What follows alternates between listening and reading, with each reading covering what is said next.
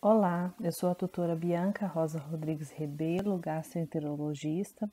A gente vai estar conversando hoje dentro do curso de medicina, na disciplina de interação organismo humano e drogas, sobre o tema prescrição médica. Bem, os objetivos contemplados nessa conferência serão conhecer a importância da prescrição médica, saber preencher uma prescrição médica, conhecer os diferentes tipos de receituário médico e conhecer os medicamentos biosimilares. Um conceito novo, o conceito de medicamentos biosimilares. Bem, as nossas referências são essas. E vocês na tutoria, né, do primeiro problema, no fechamento do primeiro problema, vocês tiveram um pouco de alguns conceitos como medicamentos referência, medicamento similar, medicamento genérico. Então, a diferença entre o termo medicamento e o termo fármaco. Então, são conteúdos que já foram abordados, contemplados no problema, no primeiro problema. E agora a gente vai dar um segundo passo no conhecimento da farmacologia, de como prescrever esses medicamentos que vocês já estudaram um pouco nesses problemas, no primeiro problema.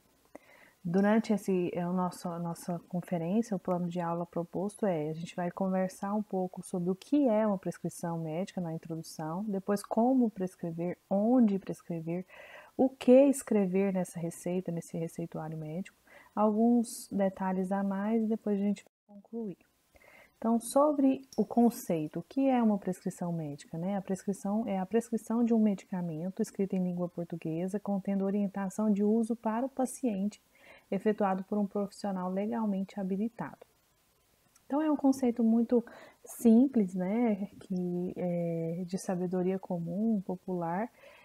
Eu só saliento aqui que aqui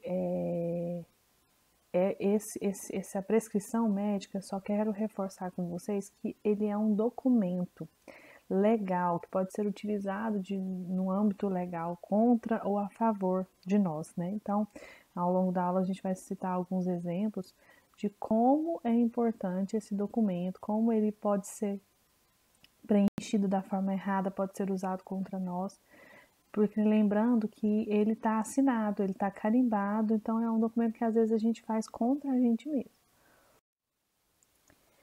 Então, a primeira pergunta que também é importante sempre o paciente vai precisar de um receituário médico, de um papel com uma prescrição médica?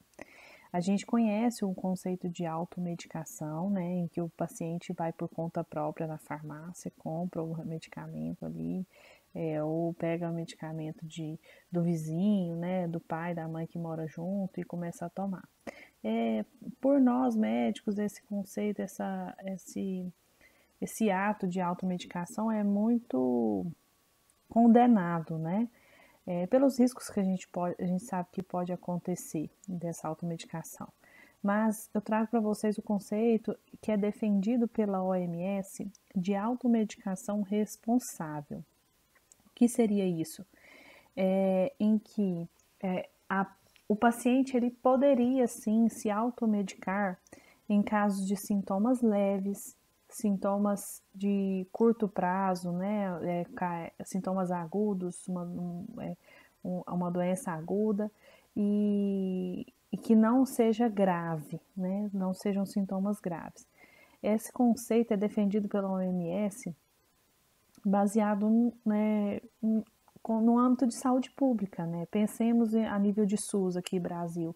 Se todo paciente que tivesse uma dor de cabeça, uma cefaleia leve, precisasse de procurar um atendimento médico para ter acesso a receituário de um analgésico comum, pensa como que isso seria difícil a nível de saúde pública, né? Então, nesse sentido é que a OMS traz esse conceito de automedicação responsável. Mas a gente sabe que é complicado exigir de uma população leiga, né, essa diferenciação entre um sintoma que leve a grave, um sintoma que é uma cefaleia leve, uma cefaleia que pode ser risco de um aneurisma, alguma coisa assim. Então é complicado, é um conceito complicado. Independente do conceito de automedicação, existem os medicamentos que são isentos de prescrição médica. São os medicamentos em que o paciente realmente consegue comprar, só falando o nome ali na banca, no balcão da farmácia, né? Então, se é sinônimo de medicamento de venda livre, medicamentos anódinos ou over the counter, né? Sobre o balcão ele consegue ser vendido sem nenhum receituário, sem nenhum registro do profissional que atendeu. Como prescrever, né? O como prescrever, a gente vai ver que tem alguns itens básicos que devem constar num receituário médico, em uma prescrição médica, mas esse exemplo eu coloco e durante a conferência a gente vai ver vários pontos, várias vezes, a questão da atenção no momento do preenchimento da receita, né? Então aqui a gente tem o nome do paciente para Lindamir de Souza, uso interno, e o médico colocou, número 1, Lindamir de Souza, 3 caixas, tomar um comprimido ao dia. Então, tenho certeza que o médico não considera que existe um medicamento com esse nome. Foi questão de desatenção no momento do preenchimento da receita. E isso a gente sabe que pode acontecer, nenhum de nós está isento desse risco, porque na correria do dia a dia vocês vão viver isso depois que vocês formarem. Pode passar algum erro, mas quanto mais a gente treinar, ter atenção no momento desses preenchimentos, menos arriscado isso acaba acontecendo, né? Então, isso aí é um exemplo, só a questão da desatenção. Mas como preencher, né? Em geral, essa é um esqueleto de uma receita, de uma prescrição médica básica, né? A gente vai passar item por item, são orientações do CFM, né, que está lá nas nossas referências. Então, as partes, os dados que vão conter dentro de uma receita, eles são divididos em dados essenciais e os dados não essenciais. Dentro dos dados essenciais, o primeiro item é o cabeçalho. Nesse cabeçalho, deve constar os dados do médico ou da instituição. Em geral, esses dados eles já vêm preenchidos no receituário do papel timbrado daquela instituição, né? Já tem a logomarca da clínica ou do hospital, já tem o endereço, já tem o telefone, já tem a maioria desses dados. E o dado do médico acaba sendo acrescentado, a gente vai ver no finalzinho na assinatura, então não tem problema, desde que tenha um cabeçalho com o dado, no caso mais comum é da instituição, esse é o mais importante. Depois vem o item superinscrição. Essa superinscrição contém os dados do paciente, como nome, endereço, e o uso da medicação, se é um uso interno ou oral, né, que a gente usa um ou outro, uso externo, uso tópico, uso inalatório, uso intramuscular, uso endovenoso. Então, ao longo desse módulo, vocês vão ver também essas vias de administração, né? Depois a gente vem com a inscrição, em que a gente coloca o nome do medicamento. Aqui a gente utilizou o nome ciprofloxacin, que é o nome da substância, do composto ativo, né? Depois a gente coloca a forma farmacêutica, então a gente sabe que o ciprofloxacino por via oral, todo comprimido vem na forma de 500 miligramas, com 500 miligramas de ciprofloxacino. Isso aqui, gente, para vocês agora, não é o momento de vocês saberem as doses, quantos miligramas tem cada comprimido de dipirona, de quanto em quantas horas eu vou dar dipirona para o paciente. Não é o momento para vocês. Isso é uma informação que vocês vão acumulando ao longo de todo o curso. Os medicamentos mais prescritos, vocês vão sair do curso formados, sabendo a maioria deles de cor. Mas outros, muitas vezes vocês não vão saber de cor. A gente tem acesso a bulários eletrônicos, black book, isso aí até hoje eu olho, copio, né, dou uma colada nesses bulários eletrônicos, se são medicamentos que a gente não prescreve com certa frequência. Então, não é exigido do médico saber de cor esse tipo de qual é a forma farmacêutica de todos os antibióticos existentes no mundo, qual que é a posologia de todos os antibióticos existentes no mundo, né? Piorou de vocês agora, nessa fase do curso, isso aí não vai ser cobrado em nenhum momento de vocês. vai ser dada essa informação para vocês, né? Mas a forma de como colocar isso na receita que já é importante e já vai ser cobrado de vocês. Então aqui a gente coloca o nome do medicamento, depois a forma farmacêutica e a quantidade de comprimidos total do tratamento, né? Aqui vocês vão ver que vai ser usado por 7 dias, 2 vezes ao dia, dá 14 comprimidos ao dia. Depois a gente vem com a descrição, em que vai ser descrito para o paciente como ele vai tomar. Então, tomar um comprimido por via oral a cada 12 horas por 7 dias. Atentem que tomar um comprimido a cada 12 horas, ou de 12 em 12 horas, é diferente de tomar um comprimido 2 vezes ao dia, concordam? Então, a nível de uso de antibiótico, quanto mais certinha é o intervalo entre as doses, mais correto fica o tratamento. Então, a gente tem que descrever isso também da forma correta para o paciente. Então, de 12 em 12 horas por 7 dias, que dá o total de 14 comprimidos, como está escrito na linha de cima. Por último, outro último item obrigatório, essencial em uma receita médica, é a data e a assinatura. Quando eu falar assinatura do médico, tem que ter nessa assinatura o número de inscrição do Conselho Regional de Medicina. Isso é obrigatório, né? E o nome completo do médico também. Não basta apenas a rubrica, tem que ter o nome completo, a assinatura e o CRM. Alguns dados podem constar em algumas receitas, mas não são obrigatórios, são dados facultativos, como peso, altura, área de superfície corporal. Isso é relativamente importante na pediatria, em que praticamente todas as doses de medicamentos são calculados baseado no peso da criança, né? Na hematologia ou na oncologia, a prescrição de quimioterápicos também baseia-se fundamentalmente na área de superfície corpórea, que é calculado baseado na peso e altura. Então, constar esses dados na receita ajuda muito no cálculo na conferência dessa dose também. O verso do receituário ele pode ser utilizado como continuidade à prescrição, então vocês vão ter muitos essa vivência lá no postinho de saúde, no atendimento especialmente de idosos, pacientes com polifarmácia, em que ele utiliza-se de 10, 15 medicamentos e aí você vai fazer a prescrição, fazer a receita, renovar a receita desse paciente e toma toda a frente da prescrição do receituário, né? E muitas pessoas têm dúvida se pode ser utilizado o verso para continuidade desses itens. E pode sim, mas atentem-se à situação em que deve-se carimbar a frente e o verso, né? O médico tem que ter o carimbo e a assinatura dos dois lados, quando ele é utilizado o verso, né? Outra utilidade do verso é orientação de outros itens importantes para o tratamento da doença, né? Orientação não medicamentosa, tipo da dieta, igual a doença do refluxo na minha área, né? Metade do tratamento ele baseia-se em medidas não farmacológicas, como restrição de alguns itens da dieta, medidas posturais, o tempo entre a dieta e o deitar. Então, são orientações que fazem parte do tratamento e não são medicamentosas, podem ser usados, colocados no verso do receituário.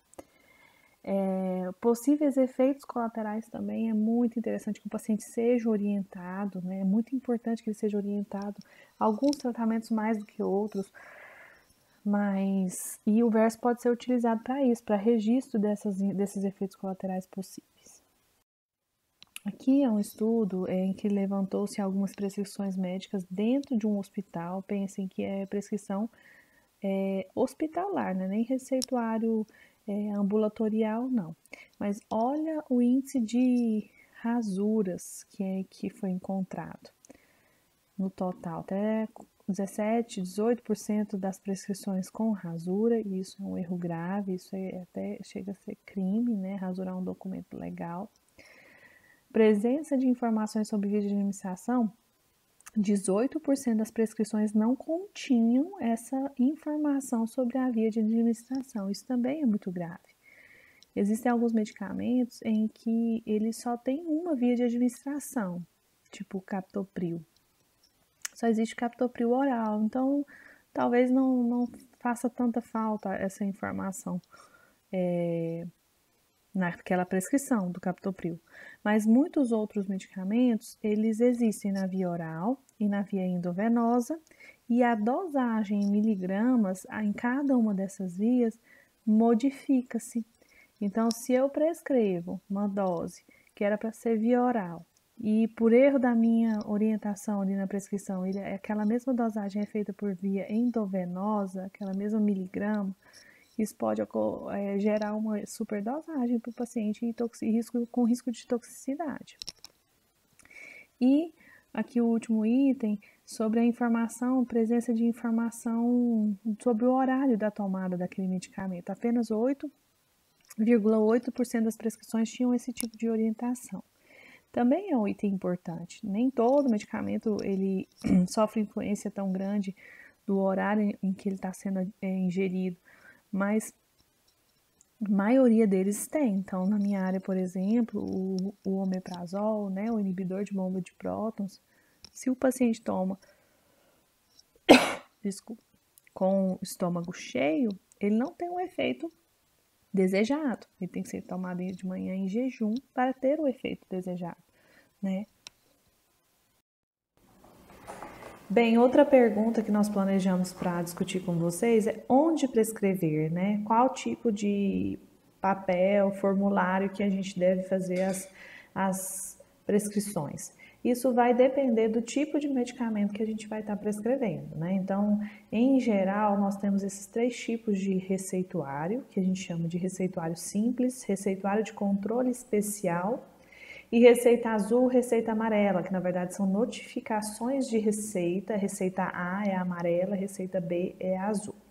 Essa padronização de qual formulário utilizar, a depender do tipo do medicamento, foi definida pela portaria número 344 do Ministério da Saúde, que foi editada, né, redigida em 1990. Então, aqui mais ou menos algumas imagens, né? Então, o receituário simples é esse que eu coloquei como exemplo da minha clínica, né? Onde eu atendo, onde a gente faz a maioria dos atendimentos, é aquele receituário que praticamente todos os hospitais, todas as clínicas produzem o seu próprio formulário, com a sua logomarca, com o seu layout, da forma como quer. Normalmente ele o mesmo papel pode ser utilizado como receituário, como pedido de exame, né, quando o paciente faz exame particular. No SUS também eu não tinha nenhuma imagem, não tinha nenhum formulário do SUS para colocar, mas no SUS normalmente é aquele receituário simples que fica na mesa mesmo do médico, disponível livremente, em que o mesmo formulário o médico coloca os pedidos dos exames, em outra folha ele coloca o receituário, né? Então, esse é o receituário simples. O receituário de controle especial é esse mais acima, né? Como o título mesmo coloca. Ele, e como o próprio nome diz, ele é um pouco mais especial no sentido de controle da venda do medicamento, né? Então, precisa ser 2 vias, uma via fica retida na farmácia, outra via fica para o paciente. Para sua comercialização, a comercialização desse medicamento, é preciso que se preencha todos esses dados de identificação aí, né? Do paciente, do fornecedor, do médico, então é mais exigente ainda o preenchimento. E as receitas azul e amarela são essas de baixo, a gente vai falar um pouquinho mais individualmente. Aquela portaria que eu comentei, ela estratifica os medicamentos, né, as substâncias, os fármacos em uma lista, né? Aí a lista a lista de A a F. E a partir do tipo, do grupo em que o medicamento pertence, é definido qual receituário ele deve ser preenchido, deve ser prescrito, né? Então, os 3 primeiros, lista A1, A2, A3, medicamentos A1, A2, A3 devem ser preenchidos em receituário amarelo, B1, B2 em azul. Então, para vocês terem exemplos aqui, vocês não precisam decorar isso, não. São só exemplos, né? A morfina deve ser prescrita no receituário amarelo, anfetamina também. Então, morfina, que é o que a gente ainda mais usa, os médicos realmente às vezes precisam prescrever para o paciente com dor de difícil controle, dor crônica, mas é um receituário bem restrito. Eu vou comentar um pouco mais para frente. Não é fácil você prescrever morfina. A mesma coisa aí no B1 são os benzodiazepínicos, né? O Rivotril, o diazepam, Dormonide, são medicamentos também em que o controle é muito restrito, pelo risco de efeitos colaterais que existe, né? E na lista C1, né, o grupo C1 são os que a gente mais utiliza no aquele receituário de controle especial, a receita branca, que às vezes a gente chama também. São os antidepressivos, os anticonvulsivantes, a gente tem que prescrever naquela receita branca. Então, esse é a receita amarela, né? Na verdade, ela é uma notificação de receita. Ele parece um talão de cheque. Não sei se vocês são dessa época, acho que não, você é da época da era do cartão de crédito, né? Mas o médico, ele precisa se cadastrar, fazer um cadastro na vigilância sanitária local da cidade. E essa vigilância sanitária é que produz, é que imprime, né, esse talão, é como se fosse um talão em que o médico vai destacando essa notificação de receita, cada folhinha para o paciente à medida que ele for usando, e vai ficando com um canhotinho ali no bloco com o número referente o número e os dados, né, para ele ter o controle de qual folha ele emitiu para qual paciente. Então, é bem rígido mesmo esse controle. Como o nome diz, é uma notificação de receita em que vai ficar retida na farmácia, essa fichinha amarela, azul também. Então, o certo é que o paciente receba, junto com a notificação de receita, uma receita, mesmo que seja simples, para que fique com ele, né, a forma de tomar, as orientações de uso, a posologia e tudo. Então, essa folhinha amarela, assim como a azul, ela é uma notificação de receita que deve acompanhar a receita médica que vai ficar com o paciente. Então, né, nessa notificação de receita, a gente coloca os dados, né, do médico, dado do paciente, da medicação, e qualquer extravio de folhas desse cheque, entre aspas, né, o médico é responsável, junto à vigilância sanitária, né, ele deve responder pela perda desse talão, vamos dizer assim. Então, qualquer perda, ele deve fazer boletim de ocorrência, por exemplo. Então, esse é um tipo de receita que nos hospitais não fica disponível nos consultórios, né? Normalmente, um hospital grande, ele fica na gerência, na direção, e para você ter acesso é mais complicado. Então, para prescrever uma morfina, que é na amarela, é mais difícil. O Rivotril, que é na azul, é mais complicado. Então, ou o médico, pessoa física mesmo, faz esse cadastro e tem consigo mesmo o seu próprio talão, ou a unidade de saúde, né, o hospital, o posto de saúde tem esse talão, mas fica normalmente guardado, trancado mesmo, pelo risco de extravio e comercialização indevida, né? Então, essa é a notificação de receita azul, segue o mesmo raciocínio da amarela. A gente usa muito mais a azul do que a amarela, porque os benzodiazepínicos ainda são muito utilizados no nosso meio, idoso principalmente, paciente com insônia, apesar de não ser a melhor escolha, acaba que tem muito paciente que ainda está em uso, dependente e tudo, então acaba que a gente precisa prescrever. Então, aqui, como exemplo, eu utilizei o clonazepam, que é o Rivotril, muito utilizado para insônia, 60 comprimidos, 2 miligramas um comprimido à noite. Então, é mais ou menos a forma como você vai preencher essa notificação de receita, né?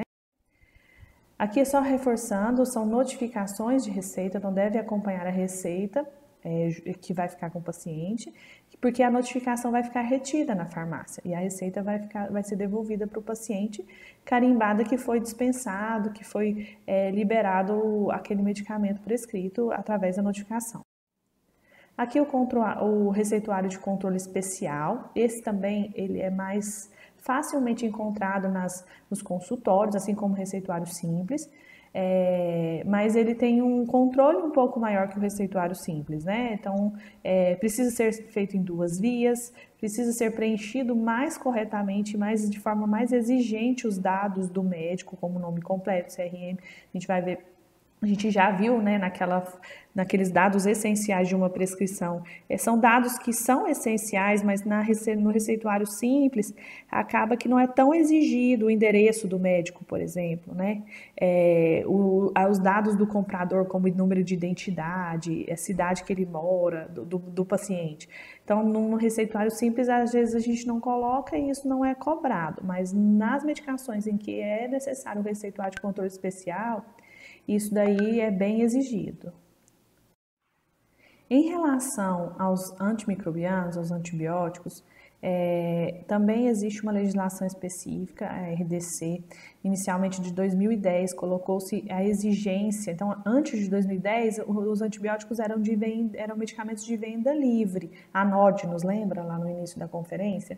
A partir de 2010 foi feita essa portaria, né, essa RDC, na verdade, em que normatizou-se a exigência de uma prescrição médica para que fosse comercializado. Em 2010, o texto da RDC 44 colocava que essa prescrição deveria ser feita em receituário especial, de controle especial, ou mesmo simples, mas desde que fosse em 2 vias e com todas essas informações, aquelas informações que são bem exigidas no receituário de controle especial, e que a gente colocou para vocês que é essencial em qualquer prescrição. Ficou-se muito questionado, tem que ser receituário de controle especial e tudo. Então, em 2011, lançou o Ministério da Saúde colocou outra RDC, colocando bem explicitamente que não é necessário que haja um modelo específico de receita. Então, tanto faz você prescrever num receituário simples ou no receituário de controle especial, mas desde que tenha 2 vias e tenham todos esses dados. Então, o importante é o conteúdo da prescrição, né? Os dados mesmo sejam preenchidos corretamente e não o formulário em si. Bem, quando a gente pensa em onde prescrever, além de pensar nos papéis, né, no tipo de folha, tipo de receituário que você pode fazer a receita médica, a prescrição médica, uma outra dúvida que surge é atualmente as mídias digitais, né, os meios digitais em que acaba que a gente sempre vai se deparar com essa situação. Então, em relação ao WhatsApp especificamente, né, existe essa resolução do CFM que proíbe um atendimento médico por telefone, internet, Facebook, WhatsApp, entre outros. Então, essa é uma resolução um pouquinho antiga, em que defende o médico de não aceitar, de não querer dar aquela prescrição, aquela orientação por WhatsApp, né? Aquele paciente que tem seu número e quer que você oriente, que você prescreva, que você faça um diagnóstico pelo WhatsApp. Essa é uma resolução que ainda está em vigor no sentido de proteger o médico a se recusar a fazer uma prescrição ou um atendimento que ele não se sinta confortável, né? Por telefone, por internet, Facebook, etc. Desde essa resolução um pouco antiga, já era aceitável, né, a orientação por telefone de pacientes que o médico já conhecia, né? O médico já conhecia por um atendimento presencial, queria esclarecer dúvidas, então esse tipo de orientação era permitido. Mas reforçava-se sempre a consulta médica presencial ser insubstituível, né? Atualmente, com essa pandemia, as coisas mudaram um pouco, né? Antes mesmo da pandemia, no final de 2018, dezembro de 2018, o CFM já trazia uma resolução para definir e regulamentar a telemedicina. Então, foi uma resolução que chegou a ser divulgada em dezembro de 2018, início de 2019, começou-se a especular se ia dar certo, se não ia, e logo, 2 ou 3 meses, se eu não me engano, depois, ela caiu por terra, ela foi anulada, essa resolução. Então, na época, início de 2019, a telemedicina não tinha sido liberada. Chegou-se a criar a resolução do CFM, mas logo caiu por terra. E agora, com a pandemia, então, 19 de março de 2020, o CFM soltou uma nova resolução, né, enviou uma carta para o Ministério da Saúde e enviou uma resolução também, defendendo a liberação da telemedicina, mas em caráter de excepcionalidade e enquanto durar a pandemia do Covid. Então, defendendo a liberação de formatos específicos também da telemedicina, que é a teleorientação, telemonitoramento, teleinterconsulta. Para vocês terem uma noção, aquela resolução inicial de telemedicina de 2018, que foi anulada, ela defendia até a telecirurgia, né? Ele colocava alguns regulamentos para a cirurgia robótica à distância. Então, o médico que está operando o paciente está do outro lado do mundo e aqui dentro do centro cirúrgico com o paciente está um cirurgião que não é especialista naquela área, talvez. Então, por isso que gerou muita controvérsia a resolução do CFM de 2018 e acabou sendo anulada. Mas diante da situação agora da pandemia, em 2020, CFM e Ministério da Saúde, todos os órgãos regulamentadores liberaram, né, a telemedicina nesses pontos específicos de teleorientação, telemonitoramento e teleinterconsulta. E acaba que está sendo uma arma essencial no combate ao Covid, né, no tratamento, na condução dos casos suspeitos ou confirmados de Covid e os outros pacientes também, para manutenção do tratamento, acompanhamento de doenças crônicas, né, acaba que a teleconsulta tá sendo super importante nesse momento atual. A gente não sabe como que vai acontecer depois, né, a resolução ela coloca claro que é um caráter excepcional e só enquanto durar a pandemia, mas existe, a gente imagina que provavelmente não vai acabar ou ser anulada depois que a pandemia for controlada, que a vacina chegar, né? Então, provavelmente veio para ficar mesmo e aí a gente tem as repercussões disso, como a questão da prescrição, né? Se você atender o paciente à distância, de forma online, como que você vai fazer a prescrição? Então, logo depois que o CFM e o Ministério da Saúde liberaram a telemedicina, o CFM fez uma força-tarefa, né, junto com o Conselho Federal de Farmácia e o Instituto de Tecnologia de Informação, e criaram essa plataforma de prescrição eletrônica, uma plataforma aberta, né, disponível para todos os médicos entrarem, e por essa plataforma ele consegue baixar os modelos dos principais arquivos em que o médico preenche para o paciente, tipo atestado médico, receituário simples, aquele tipo de receituário que a gente tinha comentado, lembra? Receituário simples, o receituário de controle especial, aqui ele colocou até o receituário de antimicrobiano separado, como formatos diferentes, né? Relatório médico, solicitação de exames. Então, o médico baixa em PDF esses arquivos, preenche, ele edita, né, e preenche com os dados do paciente.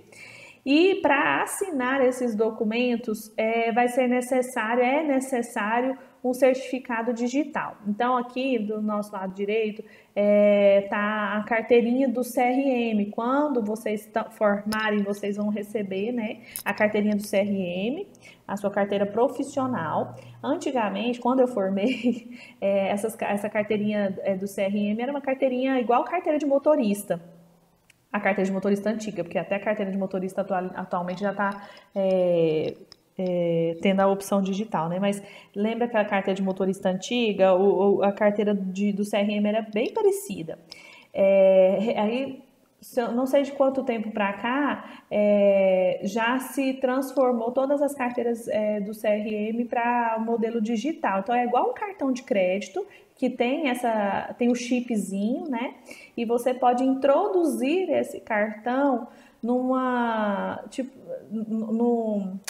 maquininha específica que fica no seu computador, você pode adequar no seu computador, e ela reconhece essa leitura do seu CRM como uma assinatura, né? Então, hospitais grandes em que todo o sistema é informatizado, as prescrições são informatizadas, nem imprimem mais os papéis, a assinatura da prescrição já é feita. Então, quando eu fiz residência no HGG, minha carteira do CRM ainda era do formato antigo, mas o hospital se informatizou todo e colocou em todos os computadores, em todas os ambulatórios, em todas as alas de enfermaria, colocou nos computadores esse adaptadorzinho em que você introduz o cartão, e a gente teve que ir lá no CRM, solicitar o CRM digital.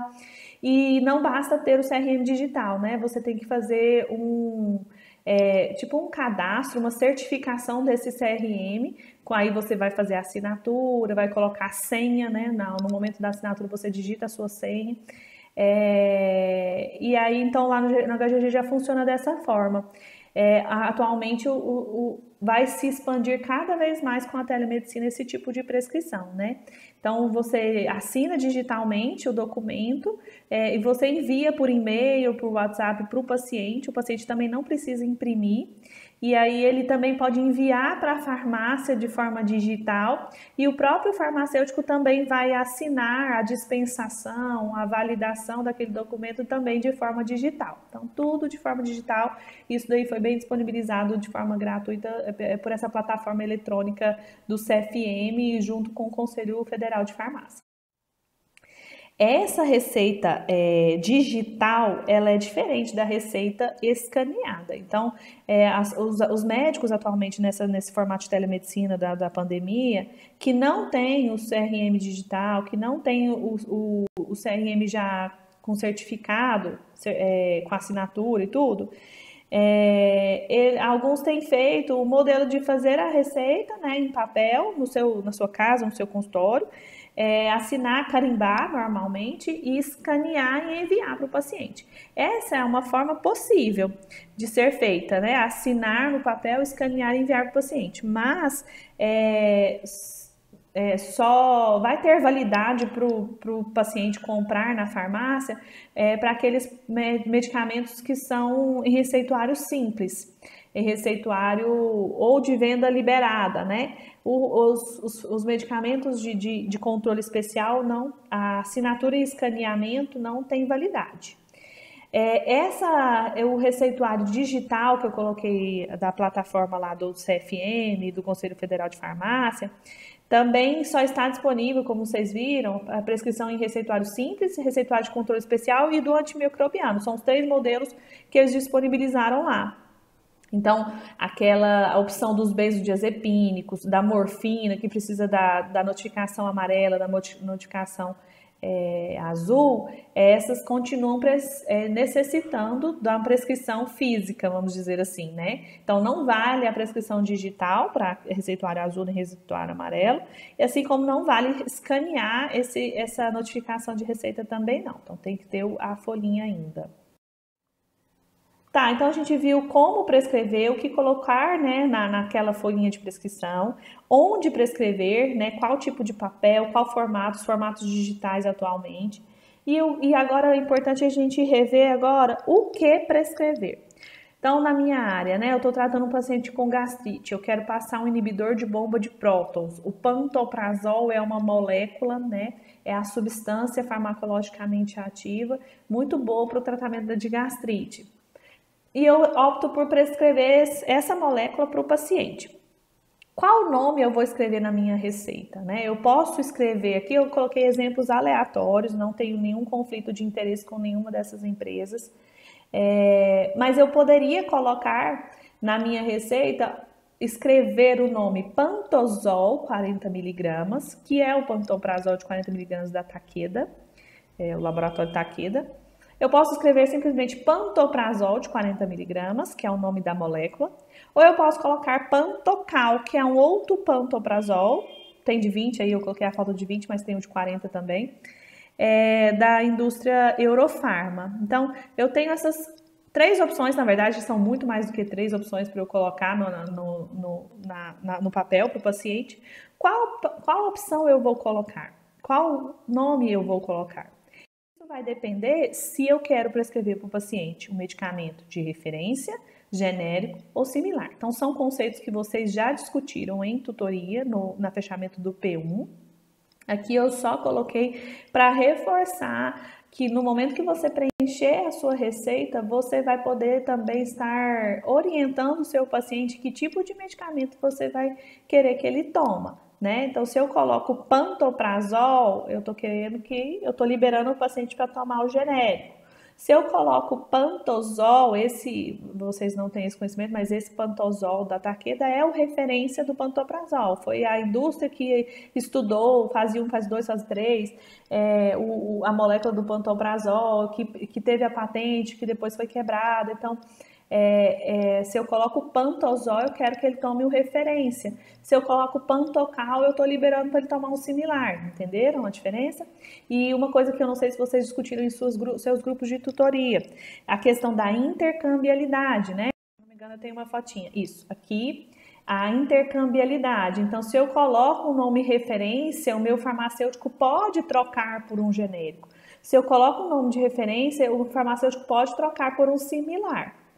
Mas o genérico não pode ser trocado por um similar e um similar não pode ser trocado por outro similar, certo? Agora, se eu sou médico, eu coloco lá o nome do referência, que é o pantozol, e coloco uma observação embaixo, não autorizo intercambiabilidade, não autorizo troca. E aí, mesmo que seja considerado intercambiável aquele referência com o seu genérico, como eu coloquei essa observação, o farmacêutico não poderá fazer a troca, certo? Então, esse registro, no caso de médicos que não querem que faça, esse registro é importante, porque se não tiver esse registro, o farmacêutico, o paciente está autorizado a fazer a troca, certo?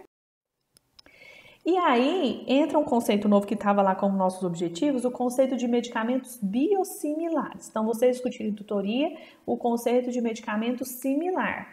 Mas de medicamento biosimilar, o que seria? Né? Um conceito novo, dá até tristeza, né? Mas para entender o que é biosimilar, a gente vai primeiro precisar conceituar o biofármaco. Então, biofármacos são substâncias complexas, super complexas. Lembre dessa palavra de complexidade da molécula. São moléculas, em geral, proteicas, homólogas a proteínas humanas ou que interagem com essas proteínas humanas. E elas não são tão complexas, tão grandes as moléculas, que não são produzidas por simples reações químicas, como acontece nos fármacos simples. Essa produção do biofármaco, em geral, acontece por micro-organismos, tipo bactéria, vírus, cultivado em laboratório, que vai sintetizar aquela proteína complexa. Ou próprios tecidos humanos, vegetais, células humanas em laboratório que vai produzir aquela molécula complexa, né? Então, é um processo de obtenção muito mais complexo do que um fármaco simples.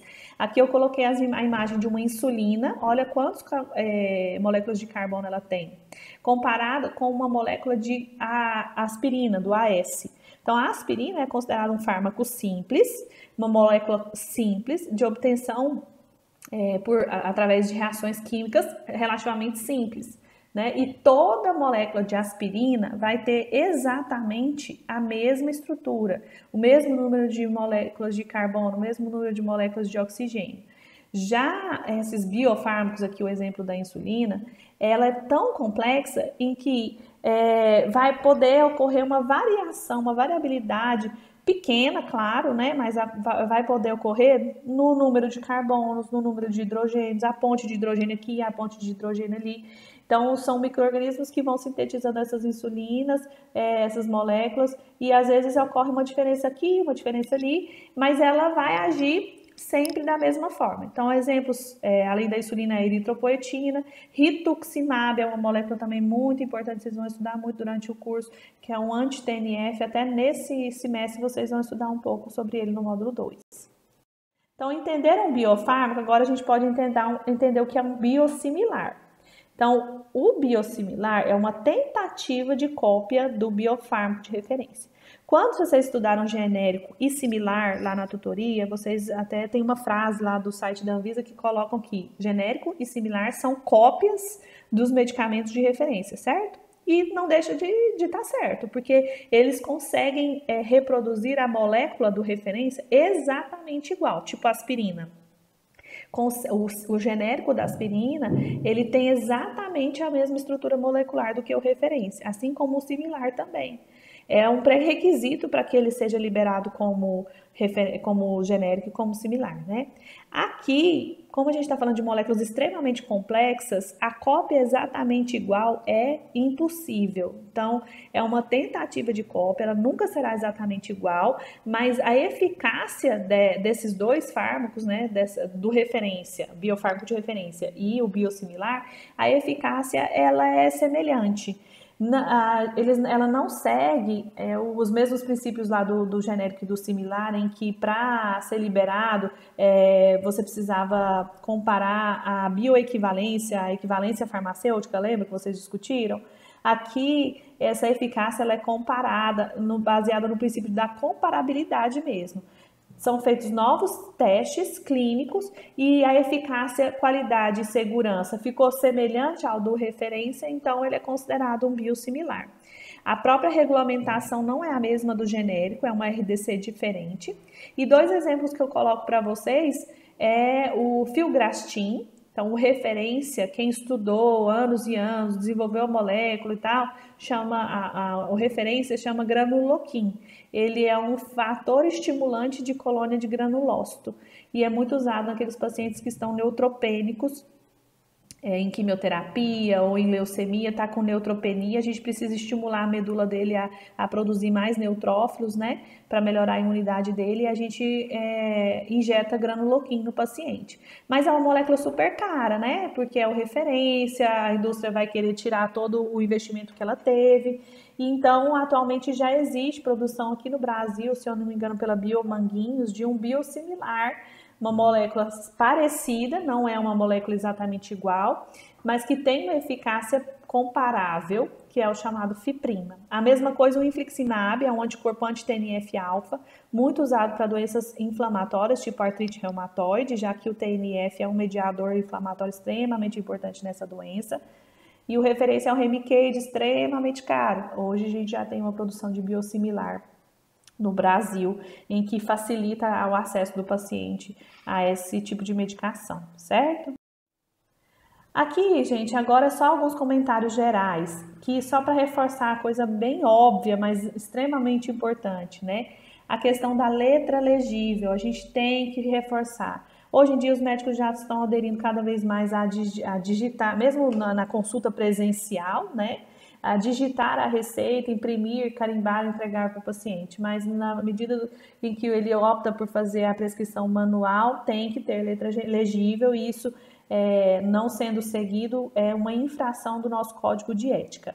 E pensem que essa letra ilegível, além do transtorno de chegar lá, às vezes o farmacêutico não conseguir ler, o próprio paciente não conseguir interpretar de quantas em quantas horas em casa e ficar na dúvida, isso pode levar também a um erro de prescrição do tipo do medicamento dispensado para o paciente lá na farmácia, e isso pode levar a risco de vida para o paciente.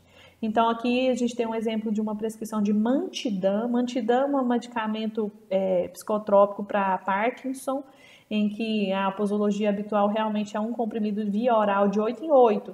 Mas a letra não tá das melhores, né? Aqui ainda foi escaneado, ficou pior ainda, mas às vezes você pode ler rápido e pensar que está escrito Marevan. Marevan é um anticoagulante, em que a posologia é bem menor que essa, talvez um comprimido, meio comprimido por dia. Tem paciente que toma um comprimido dia sim, dia não, porque ele é realmente forte, porque é um anticoagulante. Então, se você dá um comprimido de anticoagulante Marevan de 8 em 8 horas para o paciente, com certeza vai gerar toxicidade e risco de sangramento, certo?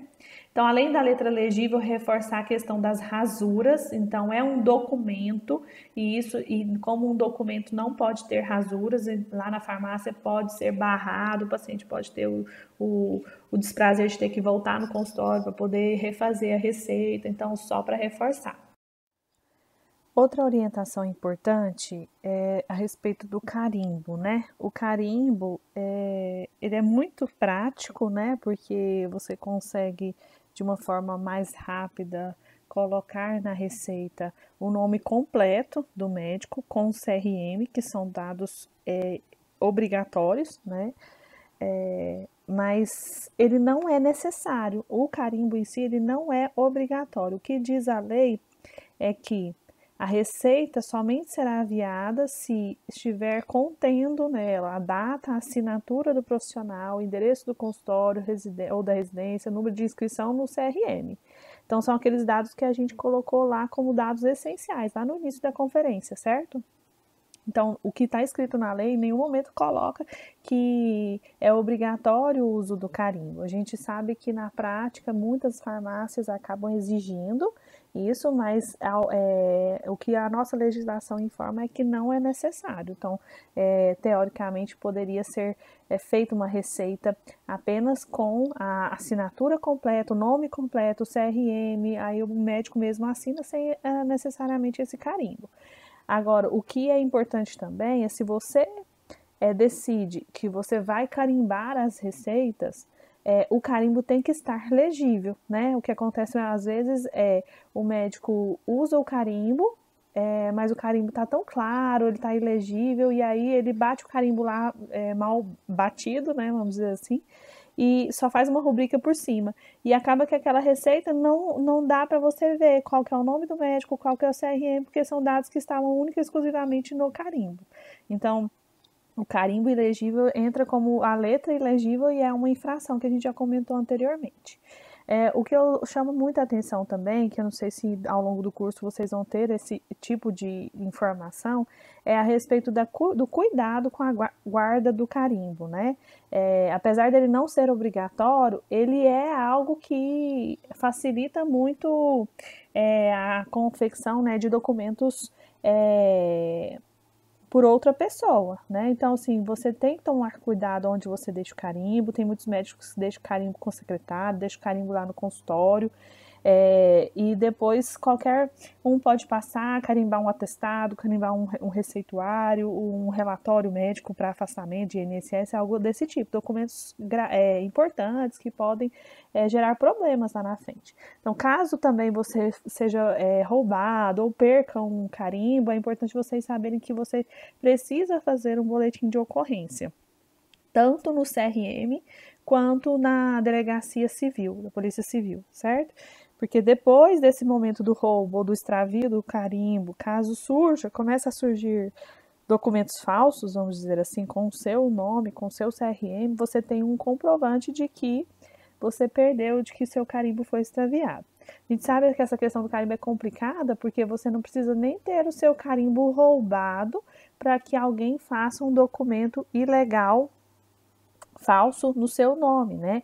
Qualquer um pode entrar no Google, digitar meu nome, Bianca Rosa Rodrigues Ribeiro, e descobrir o meu CRM, descobrir que eu sou gastroenterologista, né? Até eu mesma, no meu Instagram, né, da minha empresa, na minha clínica, a gente faz esse tipo de divulgação.